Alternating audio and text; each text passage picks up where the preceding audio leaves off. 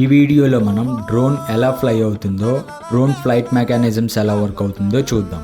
డ్రోన్స్లో BLDC మోటార్స్ని use చేస్తారు. BLDC మోటార్స్లో less friction, more power, high ఆర్పిఎంతో ఉంటాయి. ఇవి మోర్ ఎఫిషియంట్, కంట్రోల్ చేయడానికి ఈజీగా ఉంటాయి కాబట్టి ఈ మోటార్స్ని యూజ్ చేస్తారు. ఈ మోటార్స్కి ప్రొపెల్లర్ బ్లేడ్స్ అటాచ్ చేసి ఉంటాయి. ప్రొపెల్లర్ బ్లేడ్స్ అనేవి డ్రోన్ ఫ్లయింగ్లో చాలా ముఖ్యమైనవి. ఈ బ్లేడ్స్ పై నుంచి ఎయిర్ ఫ్లో క్రియేట్ అవుతున్నప్పుడు ఈ cross section blades lift force ని క్రియేట్ చేస్తాయి. దీన్ని ఎయిర్ ఫాయిల్ ప్రిన్సిపల్ అని అంటారు. ఈ డ్రోన్ ప్రొపెల్లర్స్ అనేవి ఆపోజిట్ డైరెక్షన్ లో స్పిన్ అవుతాయి.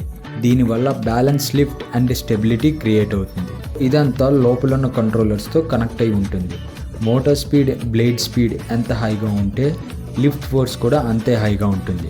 ఈ విధంగా డ్రోన్ ఫ్లైట్ మెకానిజమ్స్ అనేవి వర్క్ అవుతాయి. మీకు డ్రోన్కి సంబంధించిన ఎలాంటి సర్వీసెస్ కావాలన్నా, లైక్ టేకింగ్ అండ్ ఎడిటింగ్, ఈ నెంబర్కి కాంటాక్ట్ అవ్వండి. అండ్ ఎలాంటి ఇన్ఫర్మేషన్ కావాలంటే మా ఛానల్ని సబ్స్క్రైబ్ చేసుకోండి. Thank you.